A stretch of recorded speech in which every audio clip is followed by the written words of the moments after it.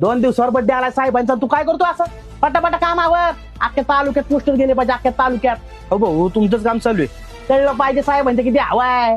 तर तुमचा कुठं कुठे लाव साहेबांच्या डाव्या साईडला आला पाहिजे. अरे भारी आहे, म्हणजे डावात वापरण्यासाठीच येतो ना. तसं आहे तुमचं, तू तुझं काम कर रे. गावात चर्चा चालू आहे साहेब पक्ष बदलणार आहे म्हणून.